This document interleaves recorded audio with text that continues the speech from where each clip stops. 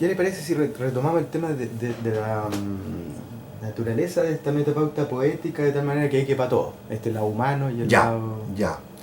Muy bien. Claro. ¿Te acuerdas de una imagen de Nicanor? ¿Ah? La poesía será una muchacha cubierta de espigas o no será absolutamente nada, o no es absolutamente nada. Bueno, yo creo que tiene que ver con eso también, porque la poesía tiene esa ambivalencia, esa precariedad por un lado y esa omnipotencia por el otro. Es como efectivamente como una Miss Mundo desnuda que sin embargo pasa frío en el bosque, digamos, ¿no? Claro, y que no va a ser descubierta jamás. Es Miss Mundo, pero nunca la han coronado, digamos. Y, y es muy probable que se le acerquen en su condición de desnuda y no en su condición de mujer, por ejemplo, ¿no es cierto? Entonces, con la poesía pasa algo similar. Yo creo que la poesía tiene un aire un atractivo para el público general que obedece a su primer rostro. Es un atractivo que emana de su condición extraña, de discurso distinto del habitual, obviamente, de su gracejo, de su gracia, de su formatividad, como decía el italiano ese famoso, Pereson, y al mismo tiempo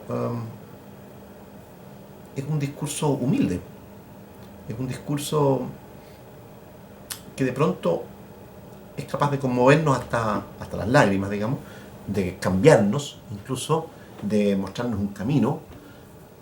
Pero por otro lado, nosotros sabemos que el discurso de la poesía proviene de un ser herido, no proviene de un profeta, ni proviene de un maestro espiritual que se las sabe todas o que caminó todos los caminos y que ya está curtido y en condición de enseñarnos. No, más bien es una enseñanza que brota naturalmente por autenticidad de alguien que está sufriendo y o viviendo intensamente, eh, pero cuya condición docente o terapéutica o espiritual no está en su conciencia ni en su propósito.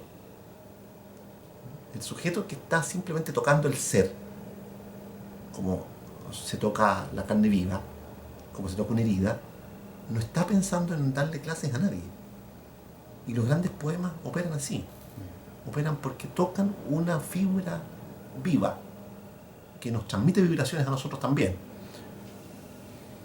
pero que no funcionaría igual si pretendiera iluminar el camino de otros. Entonces, en ese sentido, yo creo que la poesía es efectivamente muy ambivalente, muy ambigua o polivalente. A mí siempre me ha gustado esa definición que da Carl Sandburg, ¿no? El poeta norteamericano de origen sueco. Dice por ahí en uno de sus textos: la poesía es el diario de un animal marino que vive en tierra y desea volar. Esa es la esencia del trabajo poético, creo yo. Un puente levadizo entre territorios muy distantes que sin embargo deben no anexarse pero entrar en contacto, y lo único que lo puede lograr es ese puente levadizo, que por definición no estará nunca instalado para siempre, ni siquiera será un puente provisional, es un puente levadizo, o sea, son instantes los que permiten pasar de una orilla a la otra, de un territorio al otro, de un ámbito al otro, y el resto del tiempo sigue habiendo un abismo de separación entre esos dos territorios, entre esas dos zonas de realidad. La poética y la práctica, por ejemplo, o la poética y la mística, o la poética y la experiencia humana directa, porque en la experiencia humana directa no siempre tiene que haber poeticidad, pero puede haber autenticidad. A mí se me ocurre que entre las muchas aproximaciones que uno puede hacer a la poesía, ese par de vectores que tú señalabas recién, esa dimensión de la forma, porque finalmente el poema se hace con palabras, como decía Mallarmé, y el que quiera desconocer eso simplemente no es poeta. Poeta, aún el más inculto o de formación más precaria, intuye que en la forma hay algo profundo, que no es una mera exterioridad ornamental o cosmética que se le agrega desde afuera al poema. El poema nace como forma. Ya en el primer balbuceo hay en germen una cierta forma que el poeta despliega como alguien que cuida una semilla, digamos, que le permite nacer, pero que ya viene como genéticamente programada. El primer verso de un poema ya viene empujando para florecer de un cierto modo.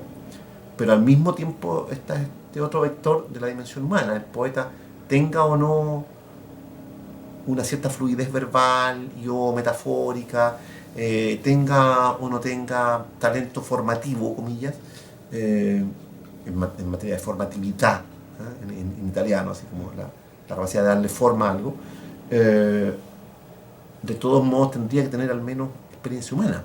Claro. Y esa experiencia humana tendría que ser a lo menos distinta a la experiencia común, pero tiene que tener también al mismo tiempo similitud con las experiencias del hombre común. Claro. La poesía está hecha de todas esas ambigüedades y ambivalencias. Siempre es esto y lo otro y no esto ni lo otro al mismo tiempo. Déjame decirte algo. Sí. Alguna vez leí en una nota a pie de página en un libro de Anthony Wilde, que es un autor que a mí me gusta mucho como epistemólogo y como comunicólogo, algo que me llamó la atención. Decía él, si no lo recuerdo mal, que al menos en ciertos hogares de la cultura japonesa solía darse la siguiente situación. Un niño, por ejemplo, tiene algún motivo para estar disgustado con el padre, o tiene algún incordio o alguna desaveniencia con él o con la madre, en fin, con los mayores. Entonces, los mayores, en lugar de discutir o de reprimir al niño, lo invitan a meditar. ¿Y cómo lo hacen meditar? Lo hacen meditar de la siguiente manera. Le pasan un cojín, imagínate un cojín así con 4 puntas, ¿no? Imagínate algo así como esto. Entonces le dice, ponga su cabecita aquí y piense ahora durante, qué sé yo, unos 3 minutos, 5 minutos, en todas las razones que usted tiene para estar enojado conmigo, o para considerar que yo soy un pobre diablo, un mal papá, por ejemplo. Un mal papá. ¿No? Ya. Piénselas, tranquilo. Entonces el niño se pone a pensar, con permiso de los padres, acerca de los muchos argumentos con que él podría apuntalar esa conclusión. Mis padres son malos. Ya. Pasados esos 5 minutos, le piden que ponga su cabeza en la otra esquina. Y le dicen, ahora procure pensar en todos los argumentos que le permitirían llegar a la conclusión opuesta. O sea que nosotros somos buenos padres, por ejemplo. Si ese fuera el tema, o si claro. Y la cuestión es otra, no sé, que tienen que regalarle una bicicleta, bueno, primero pensará todas las razones que hay que aconsejarían que él merece que le regalen una bicicleta, o que aconsejaría que le regalen la bicicleta, versus, en el segundo caso, ¿verdad? Todas las razones en sentido contrario, ¿verdad? Ya. Bien, pasan los otros 5 minutos y entonces tenemos ahí la gran dialéctica, ¿no? Entre lo que sí y lo que no. Luego, le dicen, pase ahora, ponga la cabecita en la tercera punta del almohadón, del cojín. Y en esa punta, él debe pensar en todas las razones que le permiten concluir A y B al mismo tiempo. O sea, por ejemplo, que deben regalar la bicicleta y que no deben regalársela. Ya. O que el papá es bueno y que es malo al mismo tiempo. Todas las razones que le permiten llegar a esa conclusión, harto más compleja que las anteriores. Claro. Las anteriores eran puramente binarias. Esta es complejísima. Claro. Bueno, pasados los 5 minutos de reflexión, le piden que ponga su cabeza en la cuarta esquina del cojín. Y en ese caso, él debe pensar en todas las razones que se le pueden ocurrir para concluir que su papá no es ni bueno ni malo, o que no deben regalarle ni no regalarle la bicicleta. ¿Te fijas? Entonces, ignoro, de verdad, con qué frecuencia los hogares nipones hacen uso de ese sistema, en fin, pero sin duda que si lo hacen, están promoviendo pensamiento complejo. Claro. Entonces, la otra dimensión que yo creo que hace falta considerar también a propósito de la poesía, aparte de la formatividad y aparte de la variable humana, de la variable experiencial, está esta otra, el pensamiento y el sentimiento sistémico, la vivencia sistémica, o sea, la capacidad de tener una visión ecosistémica. ¿Y usted lo separaría de lo humano eso? Claro, porque en varios casos también permite un abordaje intelectual, no puramente experiencial. Por ejemplo, claro, ya podríamos decir humano y antropológico quizás. claro, antropológico, y político, cultural, económico. Claro. Cuando un poeta enfrenta, por ejemplo, la situación chilena, pensemos qué podría hacer Pound, ¿ah? Que militó en el fascismo, pero que al mismo tiempo lo hacía en gran medida porque quería protestar contra la usura, y con la usura él estaba nombrando, como lo dijo en su minuto, finalmente cuando tuvo el insight del caso, la perversidad de la codicia humana. Porque la usura es un aspecto de la precariedad moral humana, digamos. Y nosotros podemos deshacernos en críticas en contra de los codiciosos y usureros, pero en realidad es muy probable que nosotros tengamos en nuestro nivel otros defectos más o menos similares. Claro. ¿No es cierto? Entonces, un poeta como Pound, en una situación como la actual chilena, necesariamente tendría que conmoverse, por un lado, ¿verdad?, con el drama de unas mayorías que están esquilmadas sistemáticamente por el gran capital que sigue acumulándose a un ritmo endiablado, ¿verdad?, y que agravan la distancia y la desigualdad social. Pero también, aparte de ese sentimiento, debería estar en condiciones de mostrar caminos para su superación y de dar argumentos. No meramente sumarse a las quejas, que ya es bastante. Claro. Y que es necesario. Sí. Dar argumentos, porque el poeta debería tener una cierta lucidez ecosistémica y no meramente política. O sea, el poeta debe operar como poeta, no como ideólogo. Y yo creo que en Chile tenemos suficientes evidencias de la inutilidad de la aproximación ideológica en todos los terrenos. En el caso de la derecha, ¿para qué decir? En el caso de la izquierda también. Y este centro pretendidamente apolítico o equilibrado, digamos, tampoco aporta mucho más. Entonces, no es ni de izquierda ni de derecha ni de centro la visión poética.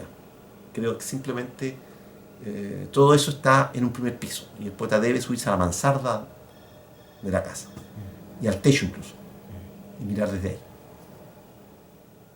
Y en algunos casos provocará gotera, porque pasearse en el tejado implicará que rompa algunas tejas y que seguramente haya problemas con las primeras lluvias, pero no debería amilanarlo ese riesgo. Debería aceptar que parte de su misión consiste en subirse al techo. ¿Usted alguna vez escribió esa misma metáfora respecto a lo que trae a mano la antipoesía de Parra, ¿no? De que era como un nuevo nivel que había Sí, de agregado? veras, sí, es verdad, sí. En una... Sí, recuerdo. ¿Y podríamos estar hablando de lo mismo? Más o Yo menos, creo, casi por ahí? sí, porque en ese caso, a ver, deja acordarme, eso era una conferencia en un contexto psicoanalítico. Me pidieron que hiciera una ponencia sobre Parra en un ciclo que se hizo el año 99, creo, por ahí, o 2000, en el Museo de Arte Contemporáneo. Entonces, yo proponía una visión parapsicoanalítica, porque yo no soy un psicoanalista. Claro. Y hablaba allí de la necesidad de distinguir un tercer tipo de pensamiento. En psicoanálisis se distinguen los procesos primarios de los secundarios. O sea, los procesos de leyo, por así decirlo, teñidos de inconsciente y normalmente sobredeterminados, ultra condensados, en fin, y los procesos ya elaborados que corresponden a la formación secundaria, digamos, ¿no? Esos procesos secundarios en los que interviene la razón, interviene el yo, interviene por lo tanto también el cálculo, la lógica, el razonamiento propiamente tal. Yo decía que el poeta aporta un tercer nivel en el que se mira a sí mismo ejerciendo esos dos tipos de pensamiento, teniendo esas dos actitudes frente al mundo, funcionando en esas dos frecuencias, pero al mismo tiempo sintiéndose capaz de responder al llamado de una nueva frecuencia, de una nueva dimensión.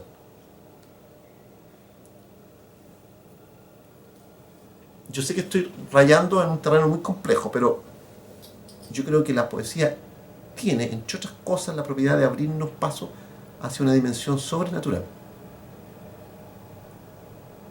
tanto mágica incluso, y o espiritual.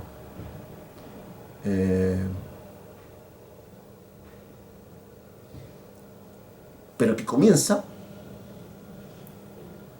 con una especie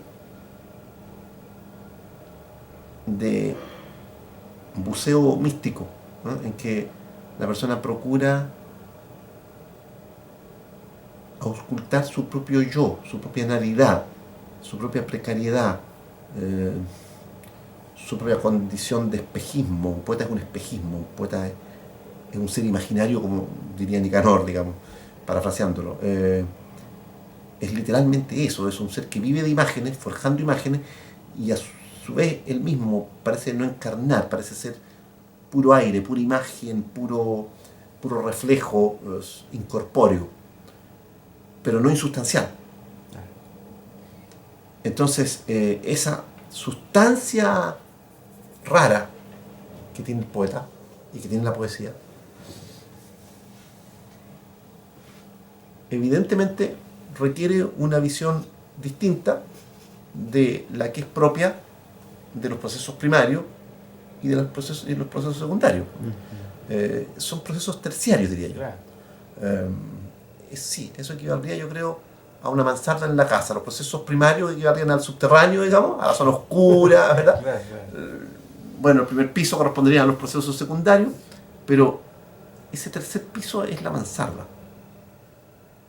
Entonces, igual hablaría de un cuarto piso. Incluso, el espacio místico más claro, aquel. sí, propiamente tal, ya el religioso, en el Claro. que la poesía enmudece. Eso. La poesía ya no sirve. A lo sumo aporta uno que otro mantra, digamos, ¿no? Claro. Pero no más que eso.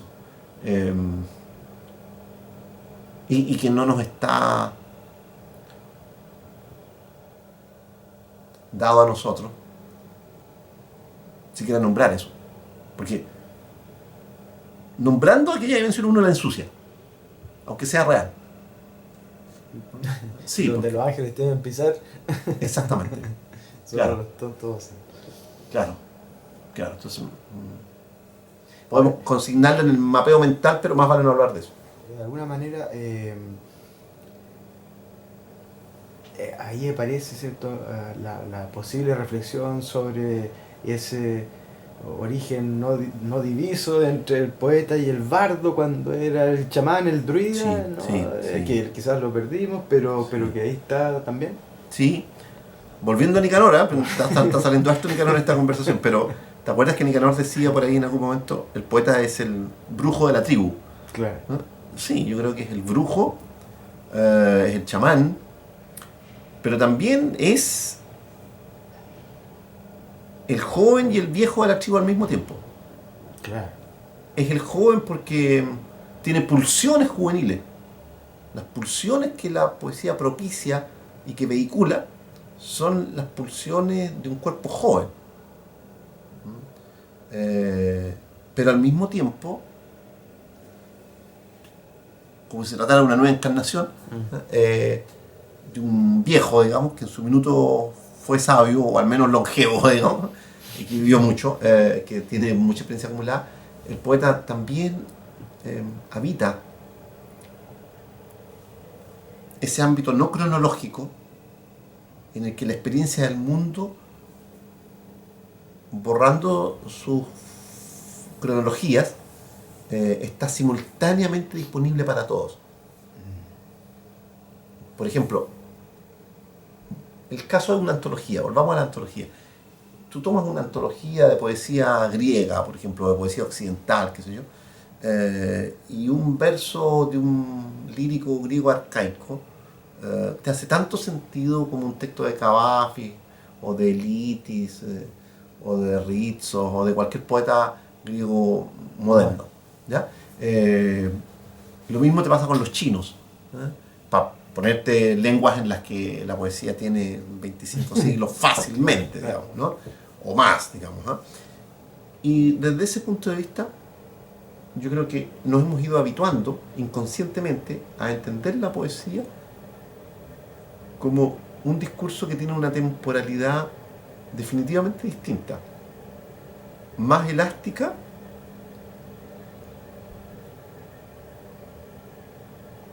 y sobre todo marcada por la simultaneidad. En la poesía se puede dar perfectamente la coexistencia entre un tono, un tema, una metáfora de hace 25 siglos y una motivación actual.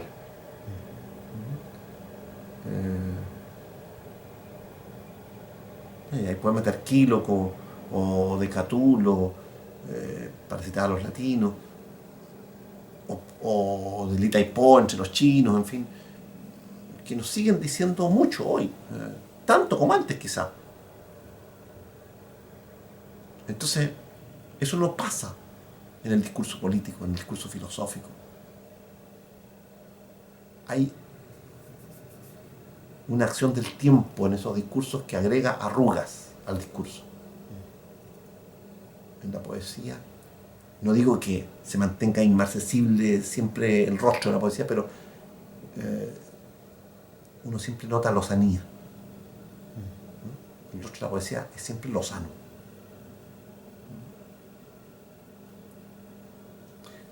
De ahí que, por ejemplo, de pronto haya tan buenos filósofos que prefieren escribir en aforismo, que es como el primo hermano de la poesía, digamos, la dimensión más próxima a la poesía.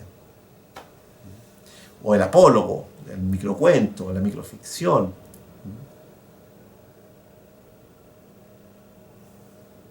En el caso de los textos bíblicos o los textos sagrados,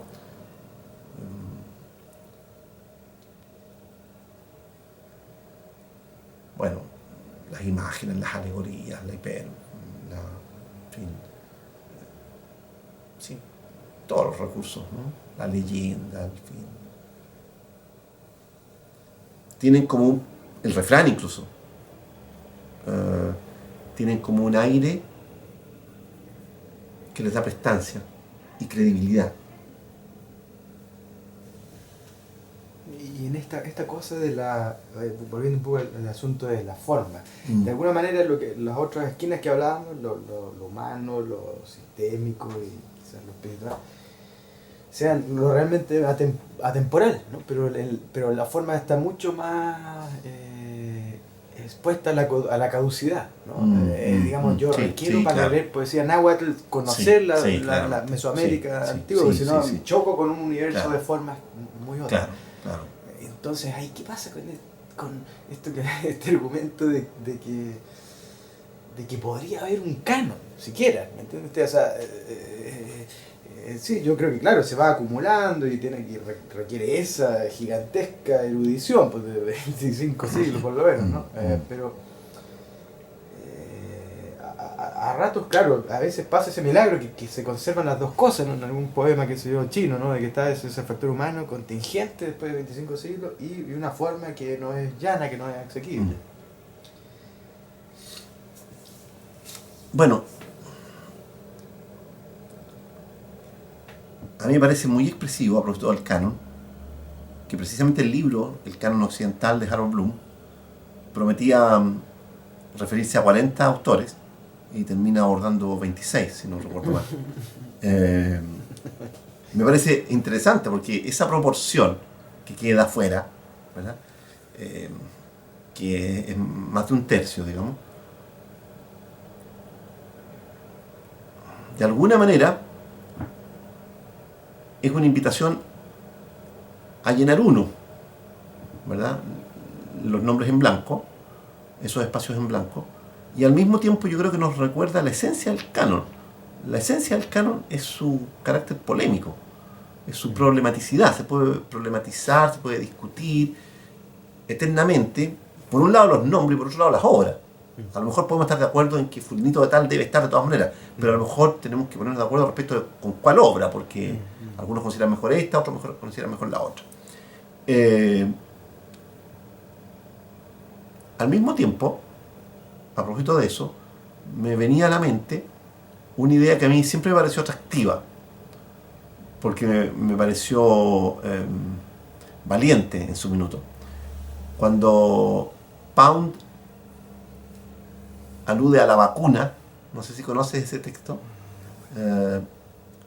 propone un listado de obras y de autores, incluso en dosis bien precisas, que uno debería leer para quedar vacunado y por lo tanto inmune a los discursos desorientadores de la crítica oficial, comillas, y sobre todo académica.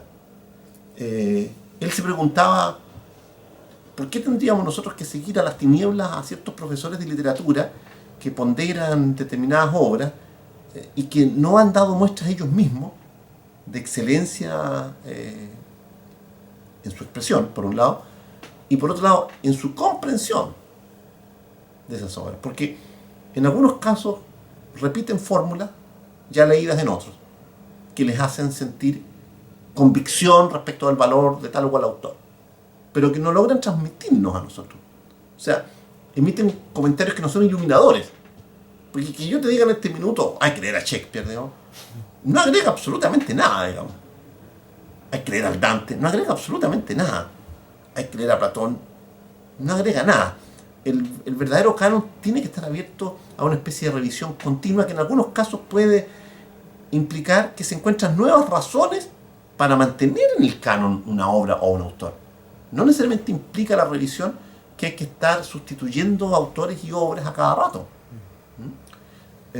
A veces implica que una obra puede ser leída desde perspectivas distintas y que en realidad pueden ser más enriquecedoras o más pertinentes. Enseguida, en esa idea de Pound, de la vacuna, a mí me pareció ver una invitación a la autonomía crítica. Yo leí eso como a los 19 años. Entonces me encantó este desplante con el que operaba Pound,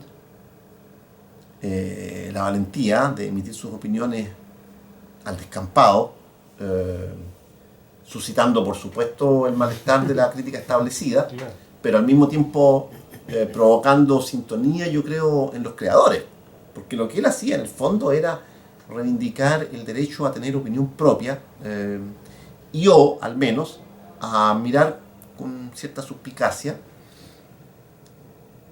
las jerarquías ya establecidas por la academia, o por la simple rutina, la rutina crítica, la del establishment. Entonces me llamó mucho la atención que él, en algunos casos, dice, por ejemplo, no sé, supongamos Cavalcanti. De Cavalcanti hay que leer una docena y media de sonetos, así, una docena y media. Entonces ya la manera de decirlo es expresiva, porque es como dice, mire, prepárese el almuerzo o prepárese qué sé yo, una ración nutritiva para pasar un año invernando. Entonces ya, bueno, llévese tanta fruta seca, llévese tantas nueces, más o menos era eso, ¿no? De Stendhal lea un libro y medio, no te decía cuál, ¿no? Había o de Flaubert, mire, de Flaubert lea todo lo que pueda, pero no lea Salambó, por ejemplo, no, eso no interesa. no me acuerdo qué decía sobre los 3 cuentos, pero Flaubert, claro, sin duda, no sé, Madame Bovary hay que leerlo, etcétera, ¿no? Entonces, cuando uno toma en serio esas propuestas, nota que el autor no puede no haberse dado cuenta de que lo que estaba haciendo era también revolucionario y era poético. Es la intervención de un poeta en el canon. Se supone que los poetas no intervenimos en los cánones, ¿no? Se supone que los poetas estamos, comillas, aspirando a entrar al canon. Pero en realidad, al margen de que uno aspire o no a entrar a ese eventualísimo canon, lo cierto es que en muchos casos uno hace bien en esgrimir razones para estar de acuerdo o no con opiniones de otros en relación con el valor de algunas obras. A mí me pasa muy a menudo, y tuve la suerte de discutir a fondo con Nicanor, por ejemplo, o con Lin, o incluso con Tellier, desde luego también con Gonzalo Rojas, y nunca nos malquistamos por discrepar. En algunos casos me dejaron pensando ellos, pero yo creo que varias veces los dejé pensando yo con juicios que a ellos les parecían insólitos y que yo mantengo hasta hoy, digamos. Con Lin sobre todo. Lin nunca me discutió, y no porque no tuviera argumentos, sino porque yo creo que no consideraba relevante discutir, sino que le parecía más relevante escuchar. ¿Por qué yo le decía tal o cual cosa? Había poetas a los que él ponía por los cuernos de la nube, de la luna, y yo todavía no veo que sean tan valiosos como él los veía. Y se lo dije en su minuto, pero con argumentos. Yo le escuchaba con interés. Pero al mismo tiempo me pasaba lo inverso. Fíjate, yo recuerdo conversaciones con Nicanor sobre poetas insospechados, que tú no sabes que Nicanor va a defender, y de repente defiende. ¿Cómo cuál? ¿Cómo cuál? ¿Qué sé yo? Por ejemplo, ya, déjame contarte un mero ejemplo. Recuerdo que alguna vez le dije yo torpemente yo, Sí. sin haber leído Los hijos de la ira, le dije que Dámaso Alonso no me interesaba mayormente como poeta.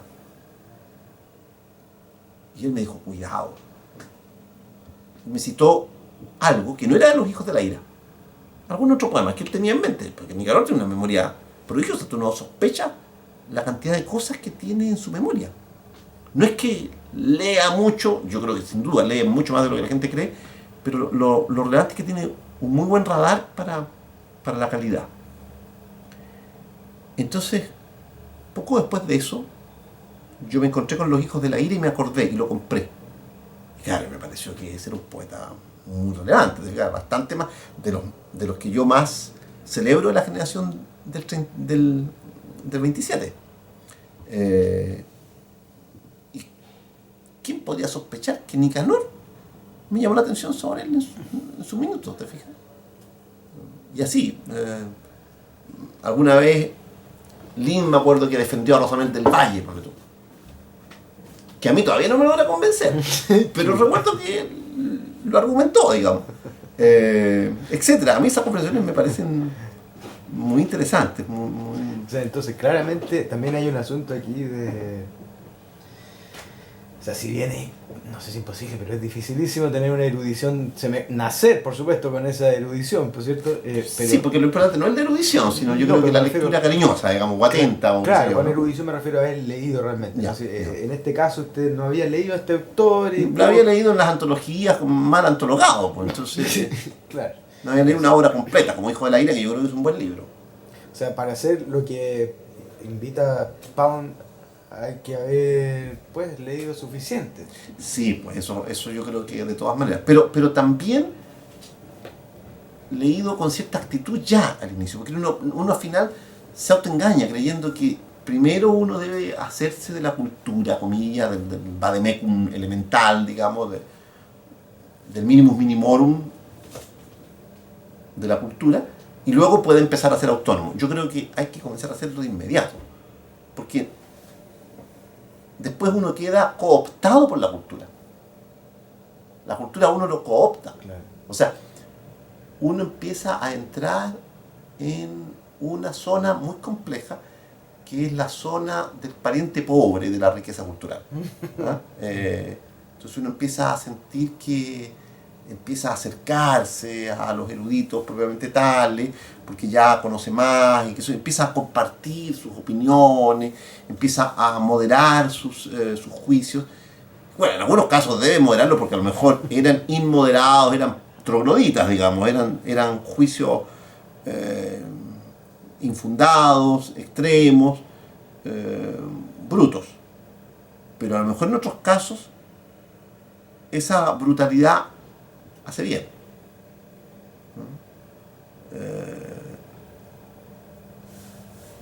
Porque O sea, también pasa a veces que quizás hay- nadie dice que tal o cual obra ya en realidad dejó de ser lo iluminadora que era. Claro. O sea, quizás ahí se juega un primer papel importantísimo, esto que hablábamos recién respecto al rol ecosistémico de la poesía, la humildad. Es decir, necesitas la autonomía, necesitas leer, pero ese podría ser el camino intermedio, podríamos claro, decirlo. sí. El ego empieza a perderlo a uno desde ahí, digamos. Claro, yo creo que una de las tareas permanentes que tenemos los seres humanos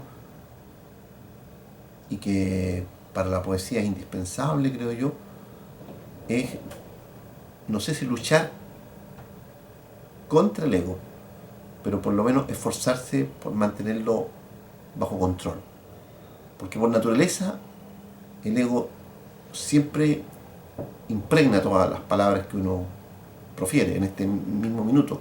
Con seguridad tiene que estar el ego ahí haciendo En el sótano. su cálculo respecto de cuándo aparecer y cómo dominar este discurso. ¿Te fijas? Es inevitable, ¿no? Ya. Pero al mismo tiempo uno sabe que ese ego no tiene nada que aportar, digamos. O sea, el ego no aporta nada. El ego es pura defensa y es muy previsible. O sea, todos los egos de todos nosotros tienen ese denominador común. Siempre están aspirando a ser validados como falso self. Entonces, sea que uno fundamente su narcisismo en creerse buen mozo, o en creerse inteligente, o en creerse proveniente de una familia distinguida, o en creerse, qué sé yo, más astuto que el promedio de la población, o en creerse santo, en creerse buen deportista, o en creerse lo que fuere, siempre hay una pretensión de distinguirse de los demás. Claro. Y yo creo que la humildad de la que tú hablabas recién consiste en no perder nunca de vista que por mucho que uno se separe de sus pares en ciertos aspectos, no puede sin ellos. Y ahí volvemos a ese otro elemento que hablábamos, que sería característico del arte, de nuestra efímera vulnerabilidad. Es decir, Claro. es un atender a aquello, no como un valor supremo la humildad, sino simplemente como una consecuencia espontánea de estar autoindagando en esa vulnerabilidad.